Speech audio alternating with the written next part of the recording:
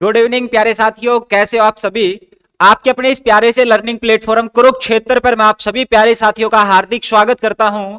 तो प्यारे साथियों, हम पढ़ रहे थे एचएससी द्वारा पूछे गए प्रीवियस ईयर के क्वेश्चनों की सीरीज, और आज अपनी उसी सीरीज को हम कंटिन्यू करते हैं। ये रहेगा हमारा हरियाणा जीके का प्रैक्टिस सेट नंबर 25।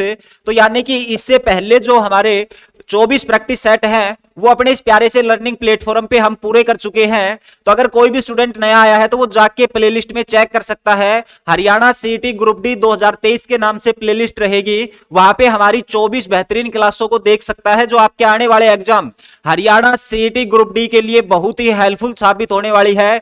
तो चलिए आज के इस प्यारे से सेशन की हम शुरुआत करते हैं। और पहला क्वेश्चन ये रहा आपकी स्क्रीन पर कि निम्नलिखित में से कौन से मंत्री का निर्वाचन क्षेत्र, देखो ये प्रीवियस ईयर के क्वेश्चन है तो यहां से पूछा नहीं जाएगा, क्योंकि अब वो क्या नाम है अपना चुनाव है वो हार गए थे। तो अब जो वर्तमान में मंत्री हैं उनके विधानसभा क्षेत्र आपको पता होना चाहिए, और ये पूरी लिस्ट आपके पास रहेगी। जो वर्तमान में हमारे 13 मंत्री और प्लस एक मुख्यमंत्री, 14 हमारी हरियाणा सरकार में क्या है मंत्री है, ठीक है। अब देखो जो मुख्यमंत्री है ना, इसके पास कौन कौन से महत्वपूर्ण विभाग है वो ध्यान रखेंगे। एक तो वित्त विभाग, हमारे वित्त मंत्री हैं, और इसके अलावा जन संपर्क जो मंत्रालय है, भाषा संस्कृति और खेल मंत्रालय है, ये इसी के पास रहेगा। किसके पास है? सीएम के पास। मनोहर लाल खट्टर का विधानसभा क्षेत्र तो सभी जानते होंगे ना, क्या रहेगा? करनाल रहेगा। उसके बाद आते हैं हम अनिल विज पे। तो अनिल विज हमारे हरियाणा के गृह मंत्री, स्वास्थ्य मंत्री और आयुष मंत्रालय इन्हीं के पास रहेगा। और इसका जो विधानसभा क्षेत्र है वो ध्यान रखेंगे अंबाड़ा कैंट, ठीक है। कौन सा? अंबाड़ा कैंट के बारे में ध्यान रखेंगे। उसके बाद कंवरपाल की बात करें तो ध्यान रखेंगे जगाधरी से विधायक रहेंगे। हमारा स्कूली शिक्षा विभाग है इसके पास। पार्लियामेंट्री यानी कि हमारे हरियाणा के संसदीय मंत्री रहेंगे। पर्यावरण वन मंत्रालय और पर्यटन मंत्रालय इसके पास रहेगा। अगर मैं सीएम दुष्यंत चौटाला की बात करूं, sorry deputy CM Dushyant Chautala Uchana से विधायक रहेंगे। हिसार से राजस्व आपदा प्रबंधन एवं आबकारी काराधन विभाग रहेगा। इसके अलावा महत्वपूर्ण पीडब्ल्यूडी विभाग है, ये भी इसके पास रहेगा, उचाना से विधायक रहेंगे। जेपी दलाल, तो इसकी विधानसभा सीट रहेगी क्षेत्रफल की दृष्टि से हरियाणा की सबसे बड़ी विधानसभा सीट, जो कि मैंने आपसे क्या बताई थी तो ध्यान रखेंगे वो थी लोहारू। कौन सी थी? लोहारू, समझ गए। तो लोहारू भिवानी के बारे में ध्यान रखेंगे। यहीं से जयप्रकाश जो दलाल है वो विधायक रहेंगे। कृषि और पशुपालन मंत्री, डेयरिंग मत्स्य पालन है, ये इसी के पास रहेगा, ठीक है। उसके बाद कमल गुप्ता हिसार से विधायक रहेंगे। शहरी स्थानीय निकाय हाउसिंग फॉर ऑल मंत्री रहेंगे। मूलचंद शर्मा बल्लभगढ़ से विधायक रहेंगे। और ध्यान रखेंगे परिवहन, खनन, भूगर्भ और चुनाव, ठीक है। और इसके साथ साथ उच्चतर शिक्षा, देखो स्कूली शिक्षा कंवरपाल के पास, उच्चतर शिक्षा मूलचंद शर्मा बल्लभगढ़ से विधायक, ध्यान रखेंगे।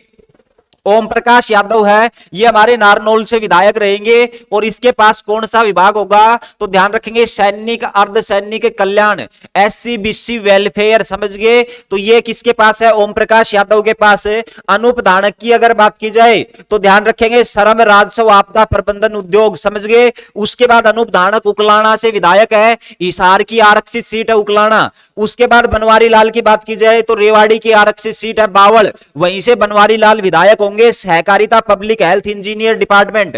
कमलेश डांडा की बात की जाए तो मेरे भाई कलायत कैथल से विधायक रहेगी, कलायत से ना, सॉरी क्या नाम है, कलायत से ये विधायक है। कौन है? कमलेश डांडा। महिला और बाल विकास मंत्रालय रहेगा। संदीप सिंह पेहोवा से विधायक रहेंगे। प्रिंटिंग एंड स्टेशनरी जो खेल मंत्रालय था इसका, वो अब मुख्यमंत्री के पास चला गया है, ध्यान रखेंगे। उसके बाद देवेंद्र बबली भाई विकास और पंचायत मंत्री, टोहाना फतेहाबाद से विधायक है। और लास्ट हमारे रणजीत सिंह चौटाला जो कि हमारे ऊर्जा और जेल मंत्री रहेंगे। सिरसा के रानिया से विधायक रहेंगे। कौन है? रणजीत चौटाला। तो ध्यान रखेंगे इस लिस्ट में इन सभी मंत्री और इसके विधानसभा क्षेत्र जो बड़े इंपोर्टेंट होने वाले हैं, ठीक है। चलिए अगले क्वेश्चन पे। अगला क्वेश्चन है रणदीप हुड्डा किस शहर से संबंधित हैं? तो देखो भाई रणदीप हुड्डा की अगर बात करें तो आप सभी जानते होंगे कि रणदीप हुड्डा क्या है? अभिनेता रहेंगे। क्या रहेंगे? बॉलीवुड अभिनेता है। और जशिया गांव रोहतक से इनका संबंध हो जाएगा। कहां से? जशिया गांव रोहतक से संबंधित होंगे। एक नाम आता है इसी लिस्ट में, और वो नाम आता है हमारे पास पूजा बत्रा। पूजा बत्रा का संबंध कहां से रहेगा ये बताएंगे आप मेरे को। इसके अलावा आप मेरे को बताएंगे ऋचा शर्मा के बारे में। किसके बारे में? ऋचा शर्मा, इसका संबंध हरियाणा में कहां से है? एक हमारे पास मोहित अहलावत का नाम आता है। किसका? मोहित अहलावत का नाम आता है। इनका संबंध कहां से रहेगा? उसके बाद एक नाम आता है मल्लिका शेरावत का। किसका ध्यान रखेंगे? मल्लिका शेरावत का संबंध कहां से रहेगा? इसके बाद अगर आगे बात की जाए तो एक नाम आता है सुनील दत्त का। सुनील दत्त के बारे में बताएंगे। एक नाम हमारे पास आता है क्या नाम? वेद गांधी। ठीक है, किसके बारे में बताएंगे आप? वेद गांधी के बारे में। एक नाम आता है हमारे पास सतीश कौशिक का। सतीश कौशिक का संबंध हरियाणा में कहां से रहेगा? उसके बाद एक सारा गुरपाल का नाम आता है, पंजाबी सिंगर सारा गुरपाल। इसका संबंध हरियाणा में किस जिले से है? इसके अलावा अगर मैं बात करूं तो ध्यान रखेंगे सुलक्षणा पंडित के बारे में। किसके बारे में? सुलक्षणा पंडित। इसका संबंध हरियाणा के किस जिले से है ये बता देंगे आप। अगर और भी बात की जाए तो देखो सुनील ग्रोवर के बारे में पिछली क्लास में भी पढ़ाया था, तो इसको ध्यान रखेंगे सुनील ग्रोवर। और एक हमारे पास परिणीति चोपड़ा आती है। परिणीति चोपड़ा का संबंध कहां से रहेगा? ठीक है, और लास्ट नाम लिखेंगे किसके बारे में? जगत जाखड़ के बारे में। जगत जाखड़ का संबंध हरियाणा के किस जिले से रहेगा?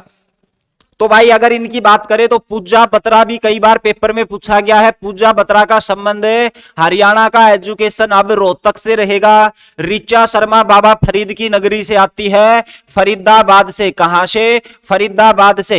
अगर मोहित अहलावत की बात की जाए तो मेरे भाई ये पानीपत से आते हैं। कहां से? बुनकरों का शहर पानीपत। मल्लिका शेरावत, तो मल्लिका शेरावत के बारे में ध्यान रखेंगे। रीमा लांबा करके इसका क्या होता था? बचपन का नाम। और क्या नाम है? जो हरियाणा के एक गांव है जिसका नाम है लुहारी गांव, समझ गए? वहीं से आती है कौन? मल्लिका शेरावत। और ये गांव कहां पे रहेगा? हिसार का नाम ध्यान रखेंगे। सुनील दत्त की बात करें तो मेरे भाई ये यमुना नगर से आते हैं। कहां से आते हैं? यमुना नगर, पेपर सिटी से। वेद गांधी की बात करें तो ये भी हरियाणा के यमुना नगर जिले से आएगा। कौन से जिले से? यमुना नगर। सतीश कौशिक हरियाणवी फिल्मों के निर्माता और निर्देशक हुए हैं। इनका संबंध हरियाणा के खनिजों का शहर कहा जाने वाला महेंद्रगढ़, समझ गए? क्या ध्यान रखेंगे? महेंद्रगढ़। सारा गुरपाल की अगर भाई साहब बात की जाए ना तो फतेहाबाद से आती, हरियाणा की पिंक सिटी फतेहाबाद। और सुलक्षणा पंडित की बात करें तो इनका संबंध भी कहां से होगा? फतेहाबाद से। सुनील ग्रोवर की बात करें तो बाबा राम रहीम की नगरी, समझ गए? वन नगरी या फिर संतों की नगरी कहां से? सिरसा से आते हैं, समझ गए? कहां से? सिरसा से आते हैं। परिणीति चोपड़ा की अगर बात की जाए तो मेरे भाई ये कहां से आती है? वो जिला होगा हमारा अंबाला, वैज्ञानिक नगरी, समझ गए? यहां पे अंबाला लिखा है परिणीति चोपड़ा के लिए। जगत जाखड़ शहीदों का शहर कौन सा? झज्जर। तो जगत जाखड़ का संबंध कहां से होगा मेरे भाई? तो जगत जाखड़ होंगे झज्जर से। ठीक है, रणदीप हुड्डा कहां से थे? रोहतक से। चलिए आगे चलते हैं। और आगे हमारे पास है कवि तुलसीराम शर्मा। ये है भाई साहब तुलसीराम शर्मा दिनेश। इसका संबंध बताना है कहां से रहेगा? तो देखो भाई अगर मैं तुलसी राम शर्मा दिनेश की बात करूं तो सबसे पहले तो इस क्वेश्चन का आंसर लगा लेते हैं। और ये हमारा जिला होगा कौन सा? भिवानी जिला होगा। अब आप मेरे को बताएंगे हरियाणा का सरस्वती पुत्र किसे कहा जाता है?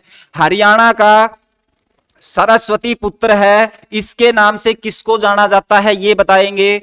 उसके बाद अगर मैं बात करूं किसके बारे में? श्याम सतसई के बारे में। किसके बारे में? श्याम सतसई के बारे में। ये जो श्याम सतसई करके है ये किसकी रचना है? इस रचना के बारे में आपको मेरे को आंसर करना है, ठीक है? मीरा मतवाली। इसके अलावा आप बताएंगे मेरे को मीरा मतवाली के बारे में। और एक आता हमारा सत्याग्रही प्रहलाद, ठीक है? क्या आ जाएगा? सत्याग्रही प्रहलाद। ये किसकी रचना है? तो ये तीन महत्वपूर्ण रचना और तीनों एग्जाम में पूछी जा चुकी है। और ध्यान रखेंगे तीनों की तीनों रचनाएं हैं ये हमारे तुलसीदास शर्मा दिनेश, तुलसीराम शर्मा दिनेश की रहेंगी। किसकी?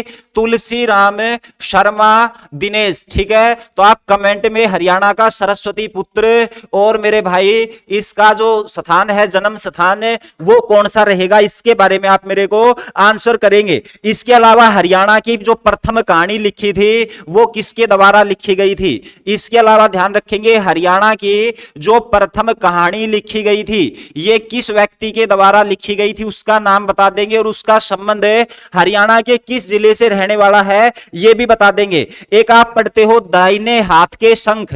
ठीक है, दाहिने हाथ के शंख ये किसकी रचना है? कौन सी? दाहिने हाथ के शंख।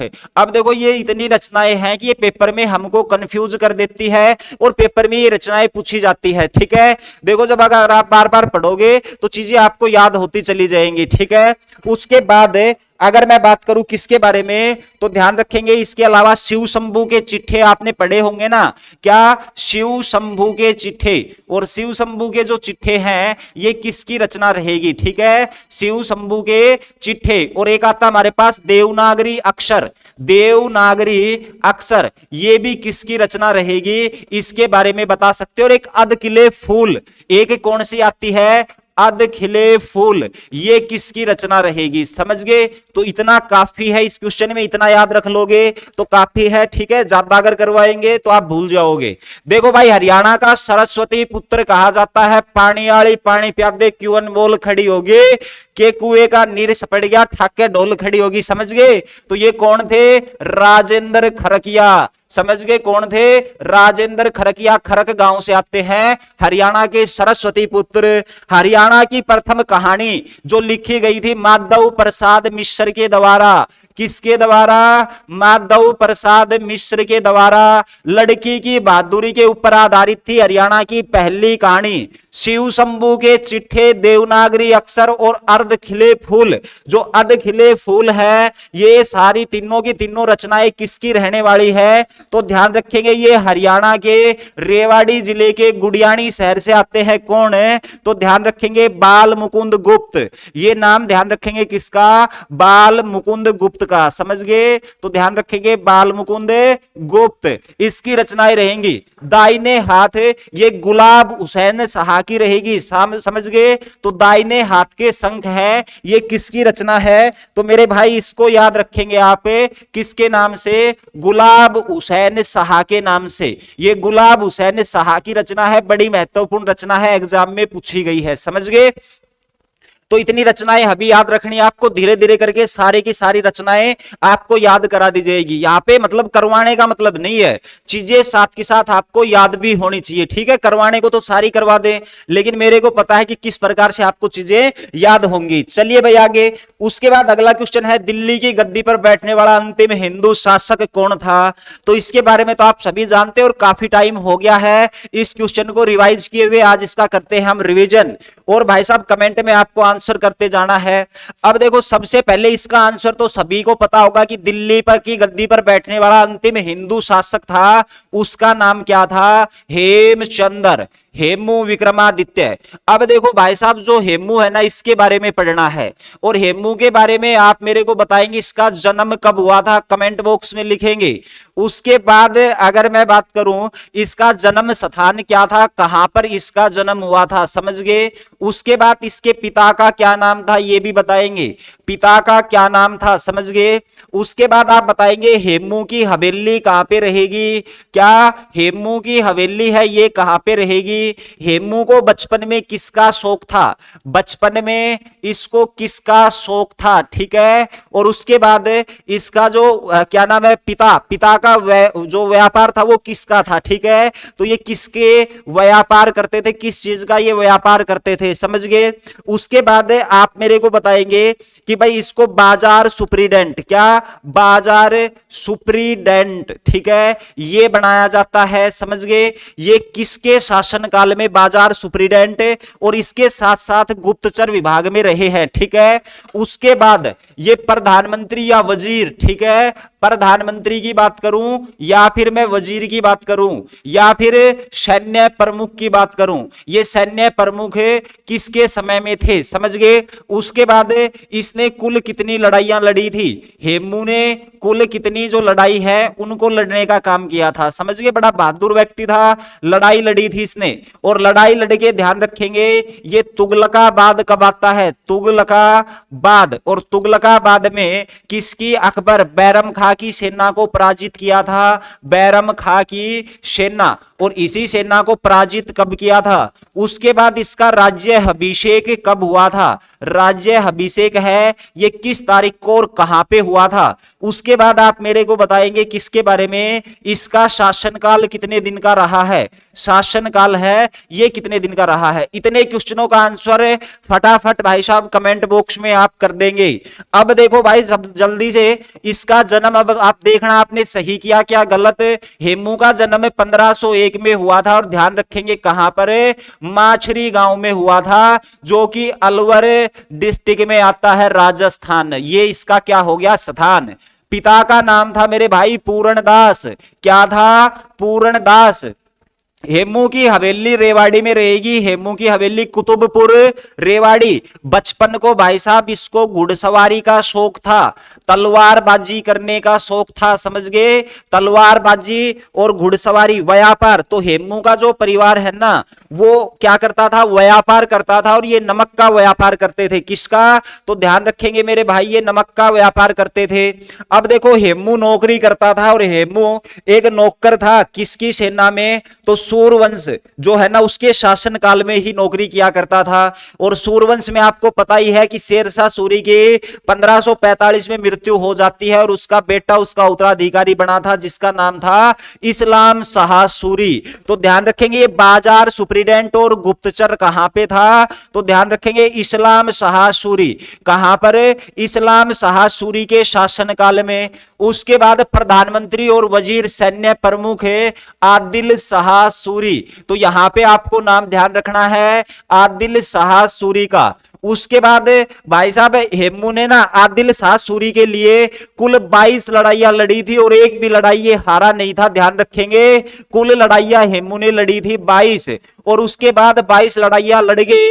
ये बंगाल से आ रहा था दिल्ली की तरफ है, और सूचना मिलती है कि भाई साहब हुमायूं की मृत्यु हो चुकी है। तो ये क्या चाहता था, ये दिल्ली की गद्दी पर बैठना चाहता था। और 7 अक्टूबर 1556 को इसकी सेना हमारे दिल्ली के तुगलकाबाद पर प्रवेश कर देती है। लेकिन तुगलकाबाद प्रवेश करने से पहले इटावा में क्यार खां को पराजित करता है, और आगरा में सिकंदर खां को यह पराजित करके फाइनली दिल्ली के तुगलकाबाद आके रुकता है। और उस समय पे जो हमारा बैरम खां कहां पर था, पंजाब अभियान के ऊपर था अकबर के साथ, वो सेना भेजता है हेमू को रोकने के लिए, कहां पे, दिल्ली। और ध्यान रखेंगे तारदी बेग के नेतृत्व में एक सेना भेजी, जिसको हेमू ने बुरे तरीके से पराजित किया। और उसके बाद दूसरी सेना भेजी जाती है मोहम्मद शाह जो करके एक व्यक्ति थे, क्या नाम, शहजादा मोहम्मद शाह करके कोई व्यक्ति था, उसके नेतृत्व में सेना भेजी, और दोनों सेनाओं को पराजित करके फाइनली हेमू दिल्ली की तरफ बढ़ता है। और दिल्ली के आगरा के किले में, ठीक है ना, सॉरी, दिल्ली के पुराने किले में जो कि शेरशाह सूरी के द्वारा बनवाया गया था, उसी किले में ये अपना राज्य अभिषेक करवाता है। और ध्यान रखेंगे हेमू ने अपना राज्य अभिषेक करवाया था 7 अक्टूबर 1556, मोस्ट इंपोर्टेंट डेट रहेगी हेमू के राज्य अभिषेक। और उसके बाद जैसे ही ये बना शासक है तो इसने उपाधि ले ली थी विक्रमादित्य की, और बन गया था भारत का अंतिम और 14वां विक्रमादित्य। कौन है, हेमचंद्र। और उसके बाद इसके शासन काल की अगर मेरे भाई बात की जाए तो इसका शासनकाल कितने दिन का था, तो 27 या 28 दिन का था इसका, ठीक है, 28 या 29, इसमें एक बार देख लेना, शायद मेरे हिसाब से 28 दिन का इसका क्या रहा है, शासनकाल रहा है, किसका, हेमू का, समझ गए। 28 या 29 में एक बार चेक कर लेता हूं यार इसको, हेमू हेमू हेमू, हाँ भाई 29 दिन का था, मेरे को लगा डाउट है यहाँ पे। तो भाई इसका जो शासन काल है ना वो कितने दिन का था, 29 दिन का इसका क्या रहा है, शासन काल रहा है। किसका, हेमू का। और हेमू ने क्या किया था, दिल्ली के आसपास गोवध पे क्या कर दिया था, प्रतिबंध लगा दिया था। और इसके साथ साथ ध्यान रखे, आपसे पूछ ले कि भाई किस हिंदू शासक ने अपने नाम के सिक्के चलवाए थे, तो हेमचंद्र ने अपने नाम के सिक्के चलवाए। और फाइनली आपको पता यह हुआ क्या, तो भाई जो अकबर है और हेमू है इसके बीच में पानीपत का युद्ध लड़ा जाता है। और 5 नवंबर 1556 को पानीपत के मैदान में अकबर की हो जाती, हेमू की हो जाती है हार। समझ गए। तो ध्यान रखेंगे किसके बारे में, तो हेमू के पास भाई साहब एक हाथी था और आपसे हेमू के हाथी का नाम पूछ ले तो ध्यान रखेंगे उसका नाम था हवाई। हेमू का हाथी क्या था, हवाई था। तो इतना आप ध्यान रखेंगे। दिल्ली के गद्दी पर बैठने वाला अंतिम शासक कौन था, तो अंतिम हिंदू शासक था हेमू, हेमचंद्र विक्रमादित्य।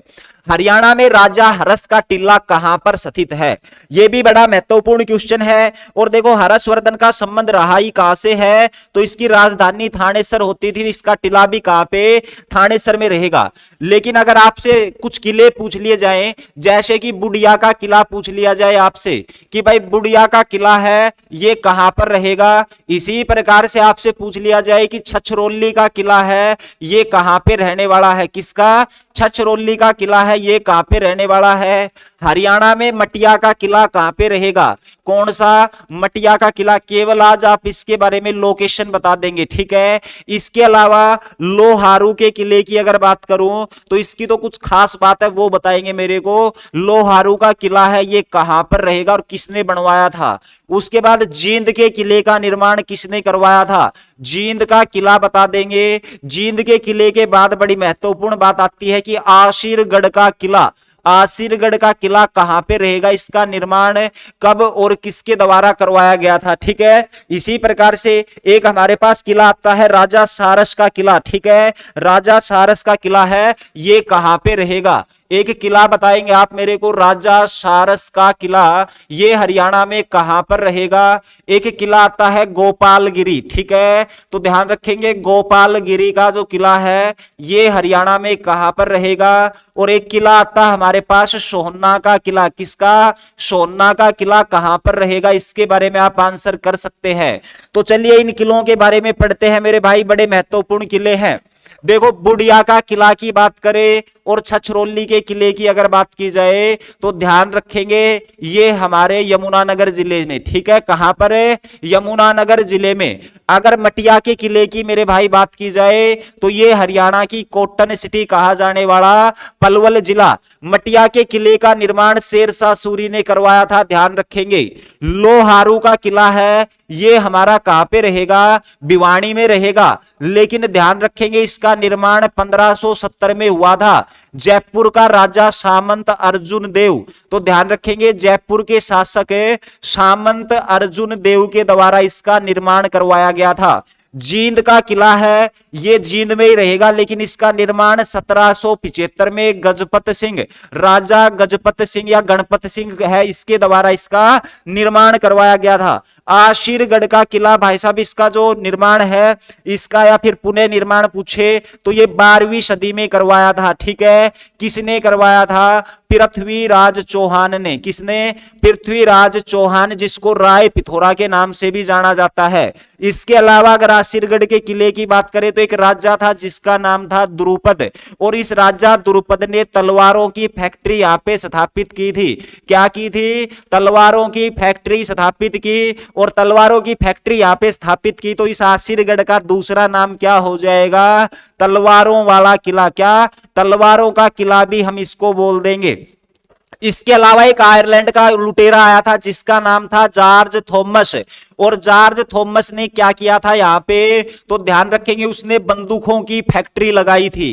किसकी, बंदूकों की फैक्ट्री लगाई थी आशीरगढ़ के किले में। और उसके बाद लास्ट आप ध्यान रखेंगे वो मैं बड़ा महत्वपूर्ण क्वेश्चन बताने जा रहा हूं जो कि आपको लाखों स्टूडेंट से आगे लेके जाएगा। और वो क्या है कि भाई जो आशीरगढ़ का किला है ना इसको राष्ट्रीय स्मारक कब घोषित किया, समझ गए। तो भाई साहब इसको राष्ट्रीय स्मारक कब घोषित किया, तो मेरे भाई ध्यान रखेंगे 1973 1973 में इसको राष्ट्रीय स्मारक घोषित कर दिया जाता है आसिरगढ़ के किले का। और ये रहेगा कहां पे, जहां से हमारे संदीप तंवर जी आते हैं, हांसी हिसार से। क्यों भाई संदीप तंवर जी हांसी से जाते हैं ना आप, तो हांसी हिसार से, समझ गए।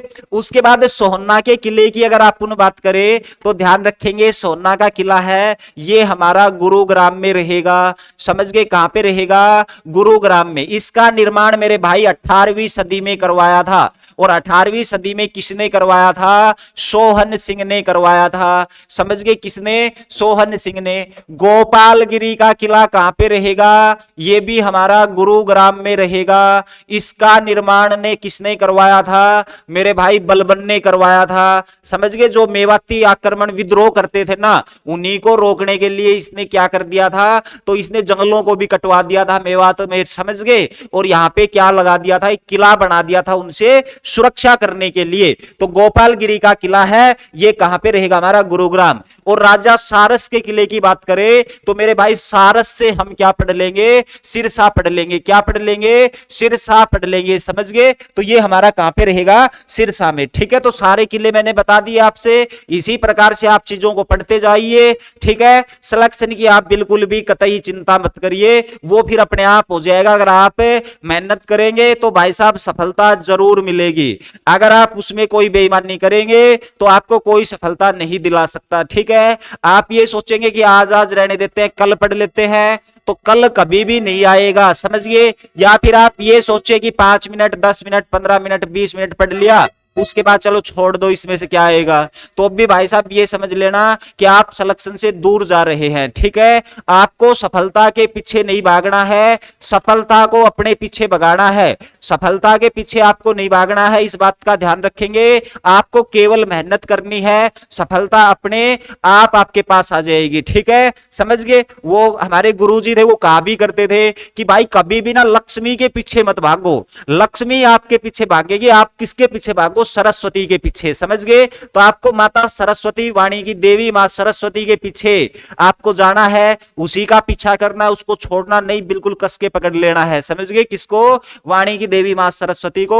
लक्ष्मी आपके पास अपने आप आ जाएगी, सफलता आपके पास अपने आप आ जाएगी, मेरे भाई याद रखेंगे, ठीक है। चलिए, और अपने क्या नाम है, इस प्लेटफॉर्म पे तो बहुत प्यारे प्यारे स्टूडेंट जुड़े हुए हैं, चलो मैं उनका नाम भी बता देता हूं। जो अपनी क्लास है ना वो कंटिन्यू देखते हैं, ठीक है। कुछ के तो मेरे वैसे ही नाम ध्यान है, रवि तायल जी हो गए अपने, ठीक है।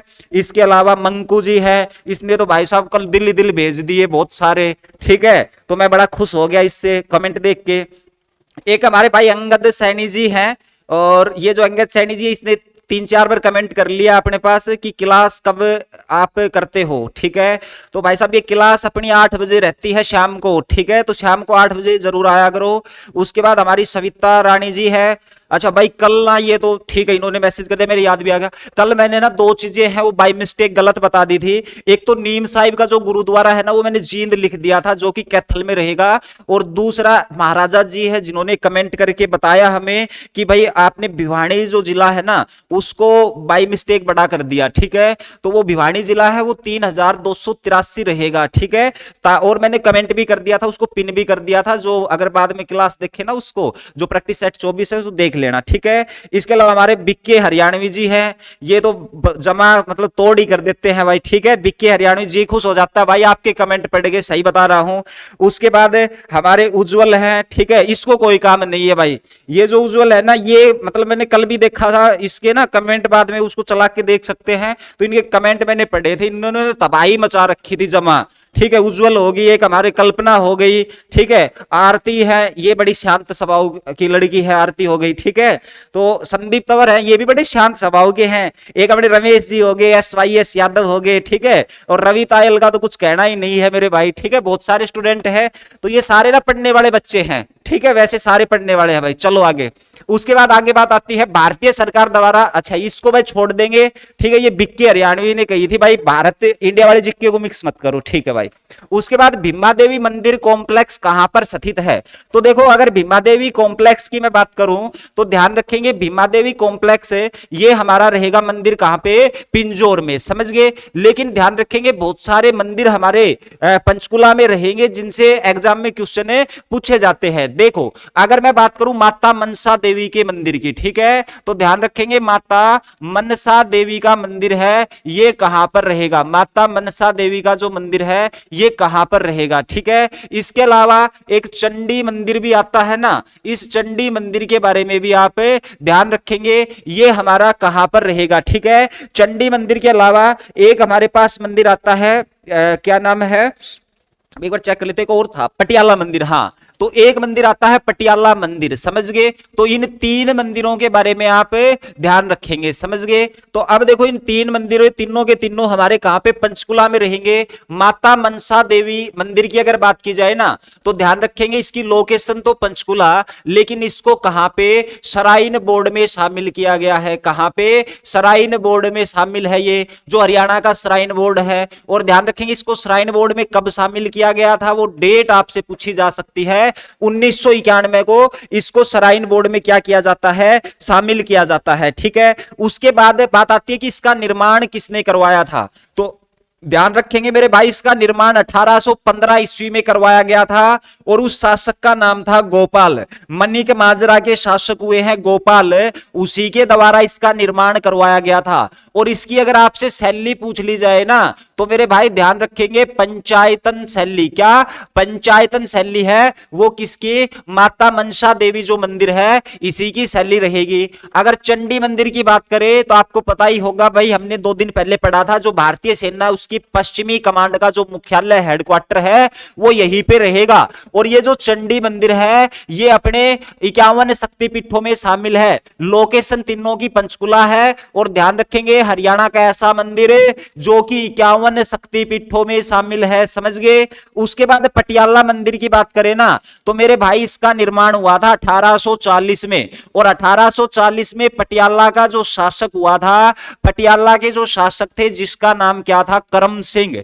पटियाला के शासक करम सिंह ने इसका क्या करवाया था? निर्माण करवाया था, समझ गए। क्या करवाया था? इसका निर्माण करवाया था। इसके अलावा अगर बात की जाए भीमा देवी मंदिर की तो ध्यान रखेंगे भीमा देवी मंदिर का निर्माण है ना मेरे भाई, ये 8वीं से 12वीं सदी में हुआ है। कहां? 8वीं से 12वीं सदी में इसका निर्माण हुआ है। और इसका निर्माण किया गया है गुर्जर प्रतिहार वंश के शासकों के द्वारा, समझ गए। उसके बाद भीमा देवी मंदिर को आपसे पूछेगा इसको नष्ट किसने करवाया था? भीमा देवी जो हमारा मंदिर है इसको नष्ट करवाने का काम किसने किया था? तो ध्यान रखेंगे 1254 ईस्वी में इसको नष्ट कराया जाता है। और इसको नष्ट करने का कार्य है ये किसके द्वारा? एक गुलाम वंश का शासक था, कौन? नसीरुद्दीन महमूद, समझ गए। नसीरुद्दीन महमूद 1200 क्या नाम है 46 से लेकर और 66 तक इसका शासनकाल रहा है, ठीक है। नसीरुद्दीन महमूद है ना, इसी ने भीमा देवी मंदिर को नष्ट करवाया था। उत्तर भारत को खजुराहो भी इसको कहा जाता है, खजुराहो शैली के ऊपर आधारित रहेगा। मोस्ट इंपोर्टेंट क्वेश्चन है। भीमा देवी मंदिर की अगर आपसे शैली पूछ ले तो ये हो जाएगी खजुराहो। कौन सी? खजुराहो शैली, समझ गए। मंदिर बनाया किसने? गुर्जर प्रतिहार वंश के शासकों ने। कब बना? तो ये 8वीं से 12वीं सदी के बीच में बना।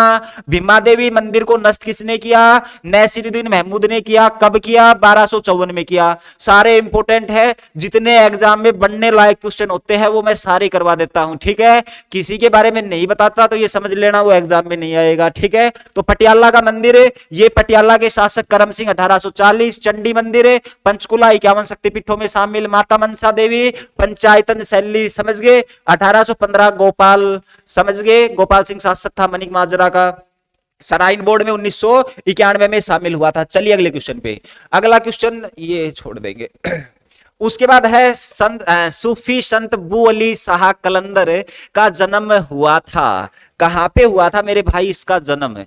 देखो भाई, सबसे पहले बात करें तो ये जो है ना हमारे क्या नाम है, एक सूफी संप्रदाय, ठीक है, इसके संस्थापक होते थे ना, इसके सूफी संप्रदाय के ऐसा कुछ था। चलो इसके बारे में ना बाद में चर्चा करेंगे, अभी ये देख लेते हैं कि सूफी संत बू अली शाह कलंदर है, इसका जन्म बताया जाता है कहां पे, पानीपत में हुआ था। लेकिन आप ध्यान रखेंगे किसके बारे में, आप ध्यान रखेंगे पीर नौगज्जा की जो दरगाह है ना वो कहां पे रहेगी, किसकी, यहाँ पे जो पीर नौगज्जा है इसकी दरगाह। तो ध्यान रखेंगे किसके बारे में भाई, पीर नौगज्जा की जो दरगाह है ये कहां पर रहेगी। इसके बाद अगर मैं बात करूं मूसा की दरगाह, ठीक है, तो एक मूसा करके आते हैं, मूसा की जो मजार है ये हरियाणा में कहां पे रहेगी, और ये मूसा कौन थे, समझ गए, वो मूसा ना भाई, ये एक आदमी का नाम है क्या, मूसा, ठीक है। तो ध्यान रखेंगे शेख मूसा इसका पूरा नाम था, समझ गए, तो ध्यान रखेंगे इसका पूरा नाम था शेख मूसा। इसकी मजार है ये कहां पे रहेगी, एक मजार आती है हमारे पास 5 पीरों की मजार, ठीक है, 5 पीरों की जो मजार है ये हरियाणा में कहां पर स्थित रहेगी। इसके अलावा अगर बात की जाए तो काजी मस्जिद कहां पे रहेगी, कौन सी, काजी मस्जिद के बारे में बता देंगे, समझ गए। शेख चिल्ली का मकबरा बता देंगे, किसका, शेख चिल्ली का जो मकबरा है ये कहां पर रहेगा। बहुत सारी नई बात आज आपको सीखने को मिलेंगी। एक खिज्र खां का मकबरा बता देंगे, किसका, खिज्र खां का मकबरा है ये हरियाणा में कहां पर स्थित रहेगा, ठीक है। उसके बाद एक बाबा मीरा नौबहार की मजार, किसकी, बाबा मीरा नौबहार की मजार, समझ गए, नौबहार की जो मजार है ये कहां पे रहने वाली है। तो भाई चलो इनके बारे में हम आंसर करते हैं। देखो पीर नौगज्जा की अगर आप बात करें ना तो इसको ये मान्यता प्राप्त है कि भाई जो अपने हरियाणा है इसमें यहां पर मनोकामना जो पूरी हो जाती है तो पूरी होने पर क्या चढ़ाई जाती है, घड़ी चढ़ाई जाती है, कहां पे, पीर नौगज्जा की जो दरगाह है ना यही इसी पे, समझ गए। और ये दरगाह कहां पे रहेगी हमारी, तो ये दरगाह रहेगी अंबाड़ा में, कहां पर, अंबाड़ा जिले में दरगाह रहेगी, कौन सी, पीर नौगज्जा की दरगाह। मनोकामना पूरी होने पर क्या चढ़ाई जाती है, घड़ी चढ़ाई जाती है। शेख मूसा, शेख मूसा कौन थे मेरे भाई, ये व्यक्ति ईरान का था, ठीक है, कहां का, ईरान का था, कौन, शेख मूसा। और ये जो शेख मूसा ये किसके शिष्य हुए हैं, तो भाई साहब दिल्ली हजूर, हजूर, हजूर दिल्ली दूरस्थ। और ये शब्द कहने वाले कौन थे, तो ये कहने वाले सूफी संत जिसका नाम था निजामुद्दीन औलिया, और जिसने किसके साथ ये शब्द है प्रयोग किए थे, किसके लिए, गयासुद्दीन तुगलक के लिए, कि भाई साहब हजूर दिल्ली अभी दूर है, समझिए। इसके बारे में डिटेल से चर्चा बाद में करेंगे। तो भाई साहब ये जो निजामुद्दीन औलिया है ना इसी का शिष्य था कौन है, ये जो हमारा शेख मूसा है ये जो कि ईरान का व्यक्ति था। और इसकी जो मजार है ना ये हमारे मेवात के, मतलब मेवात में यानी कि नूह में बताई जाती है, समझ गए। और इसको ना झूलती हुई मीनारों की संज्ञा दी गई है, क्या, झूलती हुई मीनारों की संज्ञा इसको दी गई है। अगर आपसे पेपर में पूछ लिया जाए झूलती हुई मीनारें हरियाणा में कहां पे रहेगी, तो मेवात में रहेगी, ध्यान रखेंगे। शेख मूसा की जो मजार है इसी को झूलती हुई मीनार की क्या दी गई है, संज्ञा दी गई है। 5 पीरों की मजार है मधुबन करनाल में रहेगी, समझ गए, 5 पीरों की मजार। काजी मस्जिद बड़ा महत्वपूर्ण है, रहेगी तो रोहतक में। इसकी खास बात क्या है, आपसे पूछेगा हरियाणा की ऐसी कौन सी मस्जिद है जो कुतुब मीनार की हूबहू नकल है, किसके, कुतुब मीनार की नकल है, वो काजी मस्जिद है, समझ गए। तो इसके बारे में क्या ध्यान रखेंगे कि जी ये मस्जिद है ना ये कुतुब मीनार की क्या है, नकल है, समझ गए। उसके बाद शेख चिल्ली का मकबरा, और शेख चिल्ली का मकबरा है ये हरियाणा के थानेसर में रहने वाला है, जिसको हरियाणा का ताज कहा जाता है, समझ गए। डेविस रॉय जिसने इसको ताजमहल से भी सुंदर बताया, हरियाणा का क्या मकबरा ना, सॉरी हरियाणा का क्या, शेख चिल्ली का मकबरा, समझ गए। लेकिन यहां से भी एक क्वेश्चन मैं आपको बताने जा रहा हूं, जैसे आशीरगढ़ का जो किला था उसको राष्ट्रीय स्मारक कब घोषित किया था, 1973, उसी प्रकार शेख चिल्ली के मकबरे को राष्ट्रीय स्मारक में कब घोषित किया, तो मैं डायरेक्ट डेट लिख देता हूं 1958 में, मोस्ट इंपोर्टेंट है, ध्यान रखेंगे। खिज्र खां का मकबरा मेरे भाई सोनीपत में, कौन थे खिज्र खां, तो ध्यान रखेंगे खिज्र खां भाई साहब एक व्यक्ति जिसका नाम था तैमूर लंग, जो कि अपने भारत में आक्रमण करने के लिए आया। सिरसा से उसने हरियाणा में प्रवेश किया था। पेपर में कई बार पूछा जा चुका है कि तैमूर लंग ने हरियाणा में प्रवेश कहां से किया था? सिरसा। सिरसा, हिसार, फतेहाबाद, कैथल, करनाल, सोनीपत, पानीपत, भयंकर मारकाट करते हुए मेरे भाई दिल्ली पहुंच गया था, ये समझ गए। और दिल्ली में भी इसने तबाही उठा दी थी, डंका बजा दिया था। और उसके बाद क्या हुआ? इस व्यक्ति का मन नहीं लगा भारत में, और इसका जो सेनापति था वो खिज्र खां, और इसका बेटा जो शाहरुख खान है ना भाई साहब, वो भी इसके साथ आया था, ठीक है। और उसके बाद दोनों बापू बेटा का भाई साहब अपने यहां पे मन नहीं लगता है और ये चले जाते हैं वापस, समझ गए। तैमूर लंग, ध्यान रखेंगे। अब देखो अपना जो प्रदेश है ना, इसको छोड़ के गए थे किसके हवाले? खिज्र खां, जो कि अपने भारत में एक नए वंश की स्थापना करता है जिसका नाम था सैयद वंश। और ये जो खिज्र खां ही थे, जो हमारा क्या नाम है गुलाम वंश था ना पूरे का पूरा सभी में, दिल्ली सल्तनत है, उस दिल्ली सल्तनत में सारे शासक सुल्तान बने थे, छोड़ के खिज्र खां को रैयत आला की उपाधि धारण की थी, ठीक है। ये इंडिया जिक्के से नहीं भाई, ये अपने हरियाणा जिक्के का क्वेश्चन है, क्योंकि खिज्र खां का संबंध हरियाणा से है, ठीक है। बिक्की हरियाणवी कमेंट मत कर देना कि गुरुजी मिक्स मत करो, मिक्स नहीं कर रहा। खिज्र खां अपने हरियाणा का व्यक्ति, इसके बारे में पता होना चाहिए संबंध इसका। अब देखो भाई मकबरा सोनीपत में रहेगा, और ध्यान रखेंगे किसके बारे में कि भाई इसका जो मकबरा है ना वो किस शैली का है? पठान शैली में बना हुआ है। किसमें? पठान शैली में बना हुआ है खिज्र खां का मकबरा, समझ गए। इब्राहिम लोदी ने का मकबरे का क्या करवाया था? निर्माण करवाया था। इब्राहिम लोदी को मकबरो बाबर ने बनवाया था, ध्यान रख लियो। चलो आगे भाई, ये क्वेश्चन मैं करवा चुका हूं, ठीक है, पुराना क्वेश्चन है। वर्तमान में अपने गृह मंत्री अनिल विज हैं, ठीक है। कौन है भाई साहब? अनिल विज, समझ गए, अंबाला कैंट से विधायक। उसके बाद गुरु द्रोणाचार्य के नाम से किस शहर का पुनः नामकरण हुआ है? तो देखो गुरु द्रोणाचार्य की बात करें तो आपको पता ही है कि भाई गुरु कौन थे? द्रोणाचार्य पांडव और कौरवों के गुरु हुए थे। और ध्यान रखेंगे इसको पांडवों के द्वारा 5 गांव भेंट किए जाते हैं, ठीक है। और इनको जो पांडवों ने गांव भेंट किए थे, उन्हीं गांवों पर इसने एक शहर बसाया था जो कि हमारा गुरुग्राम कहलाया था। दक्षिणा के रूप में इसको मिले थे, ठीक है। अब आप मेरे से कुछ ना कुछ सीख रहे हो, ठीक है। और आप मेरे से कुछ सीख रहे हो तो भाई साहब अगर हम किसी से कुछ भी सीखते हैं तो दक्षिणा के रूप में कुछ तो बनता ही है। और आपको पता ही है कि आप मेरे को क्या दक्षिणा दे सकते हैं, ठीक है। और उस चीज के ऊपर ना आप बहुत कम ध्यान देते हैं, ठीक है। वैसे भाई साहब आप लोगों ने बड़ी मेहनत की है जो शुरू से जुड़े हुए हैं, ठीक है। जैसे रवि तायल जी हो गए, संदीप तंवर जी हो गए, इसके अलावा क्या नाम हमारे कल्पना जी हो गई, उज्जवल जी हो गई, ये सारे ना बड़ी मेहनत करे। ज्योति जाजम करके है वो हो गए हमारे, तो इन्होंने ना बहुत सारे लोगों को यहाँ पे जोड़ा है, ठीक है। कुछ नाम जैसे मैं नहीं ले पा रहा हूं तो वो नाराज मत हो जाना मेरे भाई। तो इन्होंने बहुत सारे लोगों को अपने इस प्लेटफॉर्म पे जोड़ा है, ये आपकी बदौलत है। मैंने किसी के पास मैं कभी भी चैनल को शेयर नहीं करता, ठीक है। जो देखता है जिसको पसंद आता है वो सब्सक्राइब करे और वही इसको शेयर करता है, और उसको लगे कि भाई शेयर करना चाहिए तो वो इसको शेयर भी कर देता है, ठीक है। तो आपको भी क्या करना है, अगर आपको अच्छा लगता है, ठीक, अगर आपको नहीं लगता तो कोई बात नहीं, आप छोड़ दीजिए, कहीं पे शेयर मत कीजिए। अगर आपको अच्छा लगता है तो जितना हो सके उतना इसको शेयर करें, ठीक है। अगर किसी को अच्छा भी नहीं लगता तो वो भी कमेंट में करके बता दे कि जी ये चीज है, इसमें थोड़ा सा सुधार किया जाए, ठीक है। आदमी है भाई, आदमी अपनी पूरी जिंदगी सीखता रहता है, और एक टीचर, एक अध्यापक है, वो तो अपनी पूरी लाइफ टाइम जो है ना, अपना पूरा जीवन है वो सीखने के पीछे ही लगा देता है, ठीक है।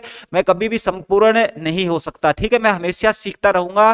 पीछे भी सीखा है, वैसे काफी साल का मेरे को ऑफलाइन का एक्सपीरियंस है, ठीक है।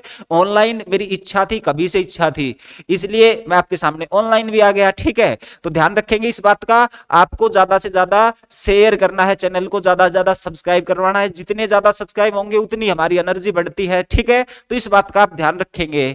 अब देखो गुरु द्रोणाचार्य है, इसका क्या हुआ, इसने किस शहर का पुनः नामकरण किया? तो वो अंबाला। अब देखो अपने जो हरियाणा के जिले थे ना, उसके नामकरण कैसे हुए? जैसे कि सिरसा के बारे में आप मेरे को बता सकते हैं, इसका नामकरण किस प्रकार से हुआ। भिवानी के बारे में बता सकते हैं, इसका नामकरण किस प्रकार से हुआ। आप सोनीपत के बारे में बता सकते हैं, सोनीपत का नामकरण किस प्रकार से हुआ। इसके अलावा नामकरण में आप अंबाला का भी तो बता सकते हैं, अंबाला का कैसे हुआ था। आप रोहतक के बारे में बता सकते हैं कि रोहतक का नामकरण है वो किस प्रकार से हुआ। 5 हो गए, चलो 5 के बारे में ही हम डिस्कस करते हैं। देखो मेरे भाई, सिरसा की अगर बात करें ना, इसमें 3 तीन पहलू आपके सामने आएंगे। सबसे पहला आएगा राजा सारस। राजा सारस के कारण ही इसका नामकरण हुआ। यहां पे बताते हैं कि राजा हुआ करता था जिसका नाम था सारस, उसका किला भी हमने देखा है। अगर दूसरी बात करें तो एक शाश्वत ऋषि के नाम से बताया जाता है, शाश्वत ऋषि। और तीसरी अगर बात करें तो शीर्ष वनों की अधिकता के कारण। क्या? जो शीर्ष के वन थे ना मेरे भाई, उस शीर्ष वनों की अधिकता के कारण ही इसका क्या हुआ है? नामकरण हुआ है। समझ गए? शीर्ष वनों की अधिकता के कारण। और ध्यान रखेंगे जो हमारे शीर्ष वन है ना, ये शीर्ष वन आपको क्या ध्यान रखना है कि भाई जो पाणिनि की अष्टाध्यायी पुस्तक थी, क्या? अष्टाध्यायी जो पुस्तक थी, और ये जो अष्टाध्यायी पुस्तक है ना, इसी अष्टाध्यायी जो पुस्तक है ये पाणिनि ने लिखी थी, और इसी में ये बताया गया है सिरसा जिले का नामकरण शीर्ष वनों की अधिकता के कारण हुआ है। तो इसको हम प्रायोरिटी देंगे, किसको? शीर्ष वनों को। समझ गए? और वैसे तीनों में से कोई एक ही आपके एग्जाम में पूछा जाएगा। भिवानी की बात करें, इसके दो पहलू है। एक तो 2 दिन पहले ही मैंने बताया था, भिवानी की स्थापना 26 फरवरी 1376 राजा नीम सिंह ने अपनी पत्नी के नाम पर की, यानी कि अपनी रानी के नाम पे, जिसका नाम था भानी देवी। ठीक है, तो इसका नाम किसने नामकरण है? तो आप कहोगे राजा नीम सिंह की पत्नी के नाम पर, राजा नीम सिंह की पत्नी के नाम पर इसका नामकरण हुआ है। और दूसरा पहलू यह है कि यहां पे भवानी देवी, ठीक है, हिंदू देवी थी, कौन है? तो उसका नाम था भवानी। समझ गए? तो यहां पे आपको किसका नाम ध्यान रखना है? भवानी का। समझ गए? तो भवानी देवी है ना, ये हिंदू थी। सोनीपत की बात करें तो बाबा श्रवणनाथ का नाम आप ध्यान रखेंगे। किसका? श्रवणनाथ का नाम ध्यान रखेंगे। अंबाला की अगर भाई साहब बात करें ना, तो एक राजा थे 14वीं सदी के, ठीक है, तो 14वीं सदी का राजा जिसका नाम था क्या? अंबा, राजपूत राजा था। ठीक है भाई। उसके बाद दूसरा पहलू आमों की अधिकता के कारण। क्या? आमों की अधिकता के कारण। और एक महाभारत में अंबालिका का नाम भी आपने सुना होगा, तो अंबालिका के कारण भी इसका नामकरण बताया जाता है। और तीनों में से प्रायोरिटी किसको देनी है? आमों की अधिकता को। उसके बाद रोहतक, तो ये ध्यान रखेंगे एक महारानी थी जिसका नाम था तारावती, और इस तारावती का पुत्र था जिसका नाम था रोहतास। और ध्यान रखेंगे इसका नाम रोहतास नगर ही हुआ करता था, अब इसको हम रोहतक के नाम से जानते हैं। ठीक है भाई, रघु कुमार। उसके बाद आगे बात आती है, आगे क्या है इसको छोड़ देंगे, और उसके बाद यहां पे आ जाएंगे, ये मैं करवा चुका हूं आपको, इसको क्या आ जाएगा? चंडी मंदिर आ जाएगा। तीसरी बार क्वेश्चन हो रहा है। और उसके बाद कल्पना चावला के बारे में कल ही हमने पढ़ा था, करनाल में रहेगा। उसके बाद हरियाणा के प्रसिद्ध हास्य कवि, तो ध्यान रखेंगे हास्य कवि कौन हो जाएंगे? सुरेंद्र शर्मा का संबंध कहां से हो जाएगा? तो आप नांगल चौधरी का नाम ध्यान रखेंगे। और नांगल चौधरी हरियाणा के किस जिले में आता है? महेंद्रगढ़ जिले में आता है। ठीक है। हरियाणा की शतंभ लेखिका के नाम से किसको जाना जाता है? हरियाणा की शतंभ लेखिका। और भाई साहब हरियाणा की शतंभ लेखिका की मैं बात करूं तो उसका नाम होगा शमीम शर्मा। कौन होंगी? शमीम शर्मा के बारे में मेरे भाई ध्यान रखेंगे आप। उसके बाद चलो अगले क्वेश्चन पे, और ये आज का हमारा बिल्कुल लास्ट क्वेश्चन होने जा रहा है। और इस लास्ट क्वेश्चन में बहुत सारी चीजें आप सीख के जाओगे। समझ गए? अब देखो भाई साहब हल्दी की बात हो गई, और 2 दिन पहले ही मैंने ये क्वेश्चन करवाया था, लेकिन आप भूल गए, मेरे को पता है। और मैं हूं आपको भूलने नहीं दूंगा, आप भूलोगे और मैं आपको भूलने नहीं दूंगा। ये मैंने आपसे क्या किया है? वादा किया है। समझ गए भाई साहब? तो देखो भाई, अब आप मेरे को बताएंगे मिर्च का उत्पादन कहां पे होता है? ठीक है जी, सबसे ज्यादा। लहसुन का सबसे ज्यादा उत्पादन कहां पे होता है? फिर आप मेरे को सीताफल के बारे में बताएंगे। और सारा फटाफट कमेंट में लिख दो इनको, ठीक है। सीताफल जिनको पता है, जो कमेंट नहीं करेगा इसका मतलब उसको कुछ नहीं आता है। उसके बाद सीताफल के बाद मशरूम के बारे में बताएंगे। मशरूम का सबसे ज्यादा उत्पादन। गोभी की सब्जी खाई है मेरे भाई, तो ये गोभी का उत्पादन कहां पे होता है ये बता देंगे मेरे को, ठीक है। उसके बाद गोभी हो गया, ये होगा। मेथी का उत्पादन बता दो। मेथी का उत्पादन हरियाणा में सबसे ज्यादा कहां पे होता है? मेथी कहां पे होती है? ठीक है। मिर्च हो गया। धनिया, धनिया तो बहुत जरूरी है मेरे भाई, ठीक है ना। धनिया का उत्पादन कहां पे सबसे ज्यादा होता है? इसके अलावा अगर और बात की जाए, मशरूम, धनिया हो गया। प्याज और बता दो एक लास्ट, ठीक है। एक लास्ट किसके बारे में? प्याज के बारे में, ठीक है। बच गए, उनको अगली क्लास में कर लिया जाएगा। इतने अगर आपके याद हो गए तो बहुत गणा है एक दिन की क्लास में। देखो भाई साहब आप वहां से शुरू करते हैं प्याज। तो देखो प्याज के लिए दो जिले ध्यान रखेंगे, एक तो अंबाला और एक ध्यान रखेंगे कौन सा, गुरुग्राम जिला। ठीक है, हो गया। अब आ जाओ प्याज के साथ साथ लहसुन छोंक में लगाई जावे है, महत्वपूर्ण चीज से स्वाद बढ़ा दे सब्जी को। लहसुन की बात करा तो ध्यान रखेंगे कर्ण नगरी करनाल में सबसे ज्यादा उत्पादन है। अब आ जाओ कहां पे, मिर्च पे।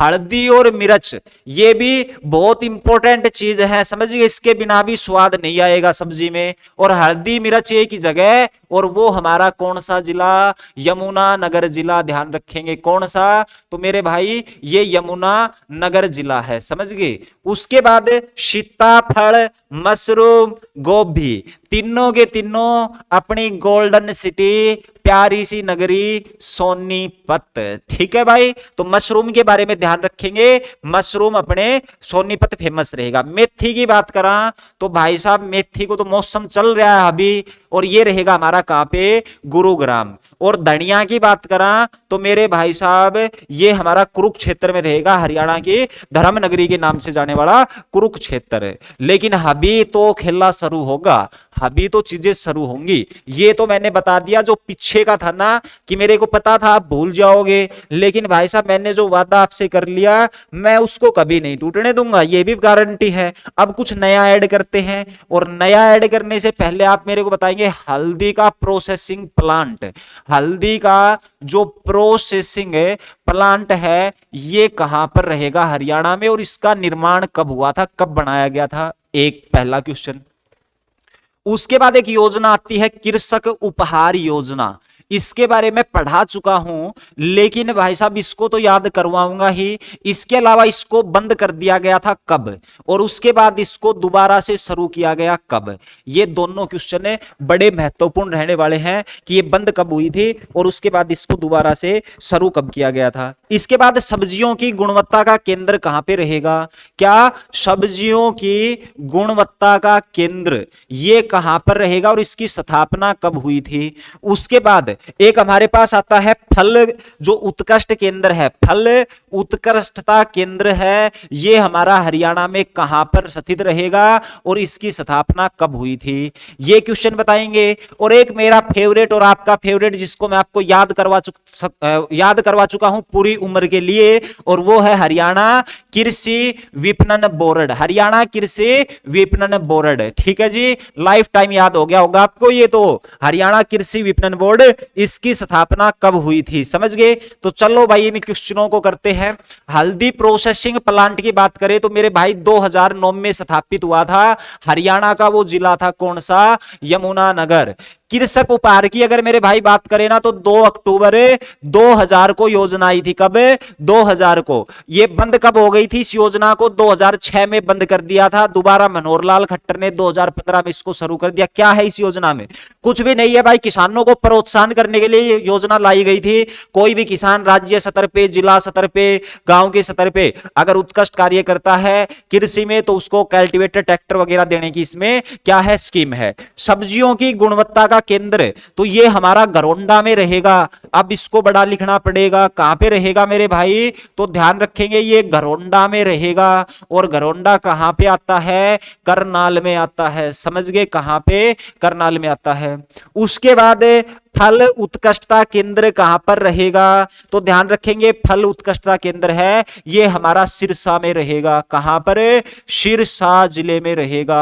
अब बात आती है इनकी स्थापना कब हुई थी, तो देखो सब्जियों की गुणवत्ता के केंद्र की बात करें ना तो इसकी स्थापना मेरे भाई 2011 में हुई थी, रट लेना इसको।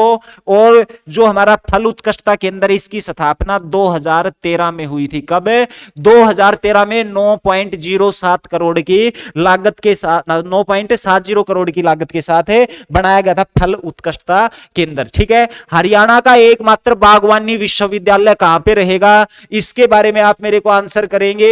और ये तो हरियाणा पुलिस के एग्जाम में पूछा गया था मेरे भाई, ये तो हरियाणा पुलिस के एग्जाम में पूछा गया था जो लास्ट टाइम हुआ था उसमें, कि हरियाणा का एकमात्र बागवानी विश्वविद्यालय। और मेरे भाई ध्यान रखेंगे अगर बागवानी विश्वविद्यालय के बारे में पूछे ना हरियाणा का, तो ये कहां पे रहेगा, 2016 2016 में इसका उद्घाटन हुआ था। और अंज सथली करनाल में रहेगा, कहां पर? अंज सथली करनाल में स्थित है। कहां पे? करनाल में रहेगा। समझ गए? कौन सा? ये बागवानी विश्वविद्यालय किसके नाम से है? ये हमारे महाराणा प्रताप के नाम से। किसके नाम से? महाराणा प्रताप के नाम से। ठीक है, अब आप मेरे को बताएंगे एशिया की दूसरी सबसे बड़ी अनाज मंडी कहां पे रहेगी? किसके बारे में?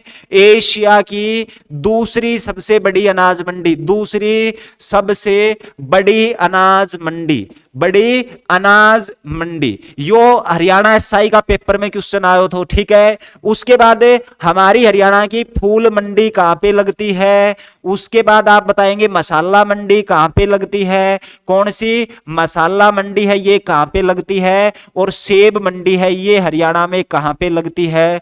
और लास्ट क्वेश्चन आज का, अंतरराष्ट्रीय जो सतर है इस पर हमारी फल व सब्जी मंडी ये कहां पे स्थापित की गई है? कौन सी? फल और सब्जी मंडी। समझ गए? फूल मंडी है ना, ये गुरुग्राम में लगती है, ध्यान रखेंगे।